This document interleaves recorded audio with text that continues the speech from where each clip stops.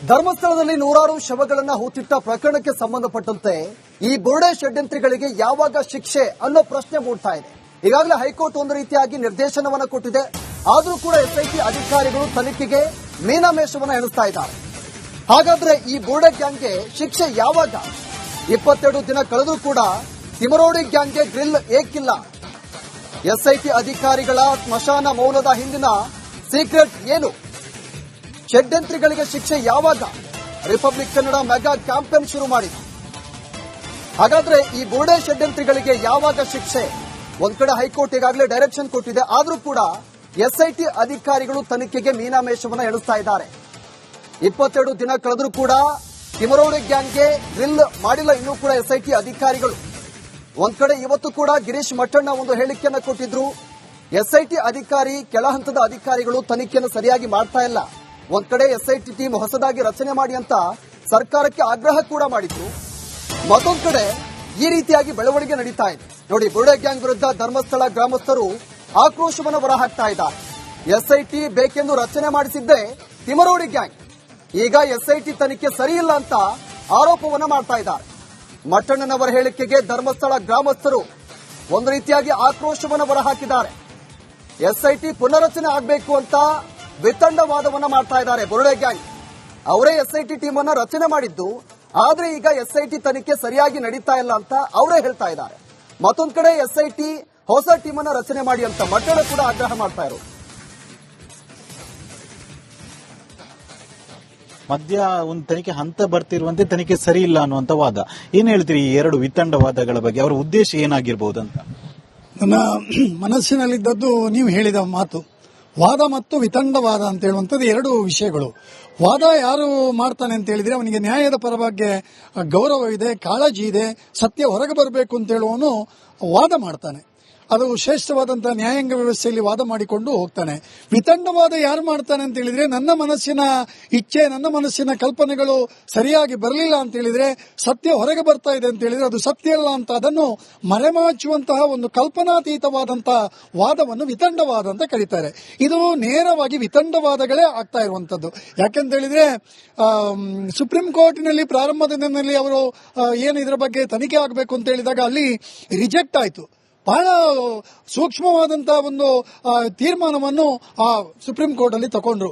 ಆದರೆ ನಮ್ಮದೇ ಸರ್ಕಾರ ಮತ್ತು ನಮ್ಮ ಕೋರ್ಟಿನಲ್ಲಿ ಇದನ್ನು ಗಮನಿಸಲಿಲ್ಲ ಮತ್ತು ಇವರ ಹಿನ್ನೆಲೆಯನ್ನು ಅಧ್ಯಯನ ಮಾಡದೆ, ಯಾವ ಒಂದು ನಕಲಿ ಹೋರಾಟಗಾರರು ಅಂತ ಹೇಳುವಂತಹ ತಂಡ ಅಂತೇಳಿ ಅಧ್ಯಯನ ಮಾಡದೆ ಅವರು ಹೇಳಿದ ತಾಳಕ್ಕೆ ಕುಣಿದದ್ದು ಪ್ರಾರಂಭಿಕವಾದಂತಹ ತಪ್ಪು. ಸರಿ, ಅವರಿಗೆ ನ್ಯಾಯ ಬೇಕು, ನ್ಯಾಯ ಸಿಗಬೇಕು ಅಂತ ಹೇಳುವಂತಹ ನಿಟ್ಟಿನಲ್ಲಿ ನ್ಯಾಯಾಂಗದ ವ್ಯವಸ್ಥೆ ಏನಿದೆ, ಕಾನೂನಿನ ವ್ಯವಸ್ಥೆ ಏನಿದೆ, ಅದಕ್ಕೆಲ್ಲವೂ ಸಮರ್ಪಕವಾಗಿ ಸ್ಪಂದನೆಯನ್ನು ಮಾಡಿಕೊಂಡು ಬಂದರು. ಮಾನ್ಯ ಮುಖ್ಯಮಂತ್ರಿಗಳು ಕೂಡ ಅವರ ಇಚ್ಛಾನುಸಾರವಾಗಿ ಎಸ್ಐಟಿ ರಚನೆಯನ್ನು ಮಾಡಿದ್ರು. ಸರಿ, ಯಾಕಂದ್ರೆ ಸತ್ಯವನ್ನು ಹೊರಗೆ ಬರಬೇಕು. ಯಾಕಂದ್ರೆ ಒಬ್ಬ ಮುಖ್ಯಮಂತ್ರಿಗಳಿಗೆ ಸಾಮಾಜಿಕ ನ್ಯಾಯವನ್ನು ಕೊಡಬೇಕಾದಂತಹ ಜವಾಬ್ದಾರಿ ಇರುವಾಗ, ಖಂಡಿತವಾಗಿ ಇದು ಜನಗಳ ಮನಸ್ಸಿನಲ್ಲಿರುವಂತಹ ಸಮಸ್ಯೆ ಆಗಿರುವಾಗ ಇದಕ್ಕೆ ಬೇರೆ ರೀತಿಯ ವಿಕಲ್ಪಗಳು ಬರಬಾರದು ಅಂತ ಹೇಳುವಂತ ನಿಟ್ಟಿನಲ್ಲಿ ಆ ತೀರ್ಮಾನವನ್ನು ತಗೊಂಡ್ರು. ಅದೇ ರೀತಿಯಲ್ಲಿ ಅವರದೇ ಆಯ್ಕೆಯಾದಂತಹ, ಅವರೇ ನೇಮಿಸಿದಂತಹ ಅಥವಾ ಅವರೇ ಪ್ರಸ್ತಾಪಿಸಿದಂತಹ ಪ್ರಮುಖರನ್ನೇ ಎಸ್ಐಟಿಗೆ ಮಾಡಿದ್ರು. ಪ್ರಣವ್ ಮೋಹಂತಿ ಅವರನ್ನು ಮಾಡಿದ್ರು. ಒಳ್ಳೆಯ ಏನು ತನಿಖೆಗಳು ಆಯ್ತು.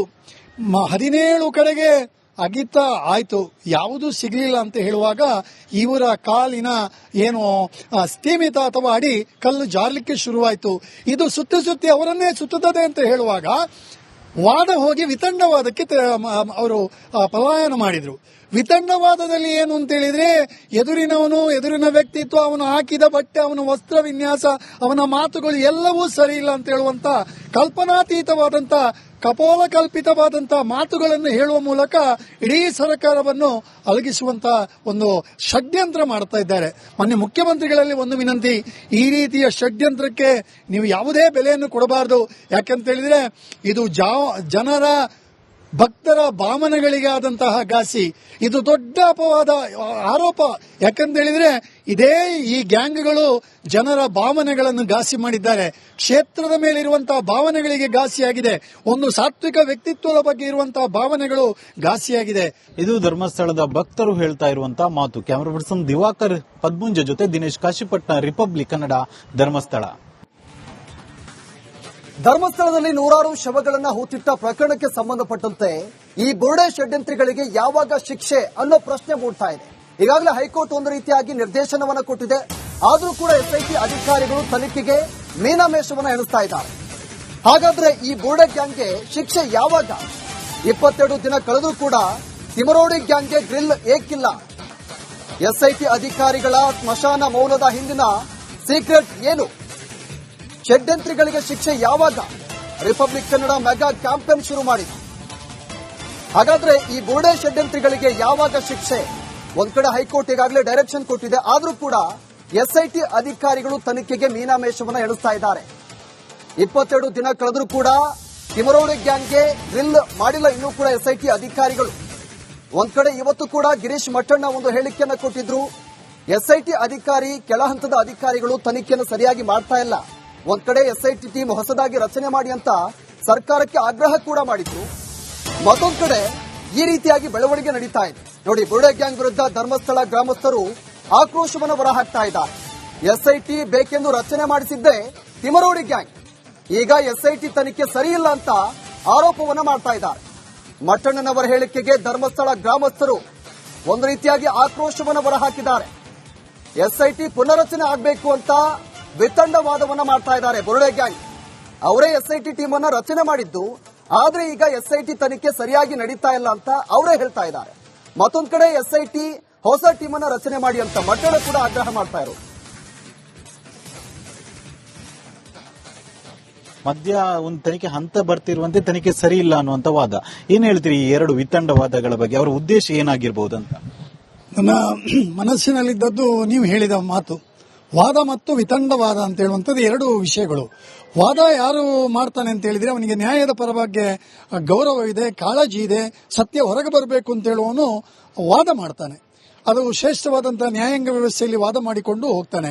ವಿತಂಡವಾದ ಯಾರು ಮಾಡ್ತಾನೆ ಅಂತ ಹೇಳಿದ್ರೆ ನನ್ನ ಮನಸ್ಸಿನ ಇಚ್ಛೆ, ನನ್ನ ಮನಸ್ಸಿನ ಕಲ್ಪನೆಗಳು ಸರಿಯಾಗಿ ಬರಲಿಲ್ಲ ಅಂತ ಹೇಳಿದ್ರೆ, ಸತ್ಯ ಹೊರಗೆ ಬರ್ತಾ ಇದೆ ಅಂತ ಹೇಳಿದ್ರೆ ಅದು ಸತ್ಯ ಅಲ್ಲ ಅಂತ ಅದನ್ನು ಮರೆಮಾಚುವಂತಹ ಒಂದು ಕಲ್ಪನಾತೀತವಾದಂತಹ ವಾದವನ್ನು ವಿತಂಡವಾದ ಅಂತ ಕರೀತಾರೆ. ಇದು ನೇರವಾಗಿ ವಿತಂಡವಾದಗಳೇ ಆಗ್ತಾ ಇರುವಂತದ್ದು. ಯಾಕೆಂತ ಹೇಳಿದ್ರೆ ಸುಪ್ರೀಂ ಕೋರ್ಟಿನಲ್ಲಿ ಪ್ರಾರಂಭದ ದಿನದಲ್ಲಿ ಅವರು ಏನು ಇದರ ಬಗ್ಗೆ ತನಿಖೆ ಆಗಬೇಕು ಅಂತ ಹೇಳಿದಾಗ ಅಲ್ಲಿ ರಿಜೆಕ್ಟ್ ಆಯಿತು. ಬಹಳ ಸೂಕ್ಷ್ಮವಾದಂತಹ ಒಂದು ತೀರ್ಮಾನವನ್ನು ಆ ಸುಪ್ರೀಂ ಕೋರ್ಟ್ ಅಲ್ಲಿ ತಗೊಂಡ್ರು. ಆದರೆ ನಮ್ಮದೇ ಸರ್ಕಾರ ಮತ್ತು ನಮ್ಮ ಕೋರ್ಟಿನಲ್ಲಿ ಇದನ್ನು ಗಮನಿಸಲಿಲ್ಲ ಮತ್ತು ಇವರ ಹಿನ್ನೆಲೆಯನ್ನು ಅಧ್ಯಯನ ಮಾಡದೆ, ಯಾವ ಒಂದು ನಕಲಿ ಹೋರಾಟಗಾರರು ಅಂತ ಹೇಳುವಂತಹ ತಂಡ ಅಂತೇಳಿ ಅಧ್ಯಯನ ಮಾಡದೆ ಅವರು ಹೇಳಿದ ತಾಳಕ್ಕೆ ಕುಣಿದದ್ದು ಪ್ರಾರಂಭಿಕವಾದಂತಹ ತಪ್ಪು. ಸರಿ, ಅವರಿಗೆ ನ್ಯಾಯ ಬೇಕು, ನ್ಯಾಯ ಸಿಗಬೇಕು ಅಂತ ಹೇಳುವಂತಹ ನಿಟ್ಟಿನಲ್ಲಿ ನ್ಯಾಯಾಂಗದ ವ್ಯವಸ್ಥೆ ಏನಿದೆ, ಕಾನೂನಿನ ವ್ಯವಸ್ಥೆ ಏನಿದೆ, ಅದಕ್ಕೆಲ್ಲವೂ ಸಮರ್ಪಕವಾಗಿ ಸ್ಪಂದನೆಯನ್ನು ಮಾಡಿಕೊಂಡು ಬಂದರು. ಮಾನ್ಯ ಮುಖ್ಯಮಂತ್ರಿಗಳು ಕೂಡ ಅವರ ಇಚ್ಛಾನುಸಾರವಾಗಿ ಎಸ್ಐಟಿ ರಚನೆ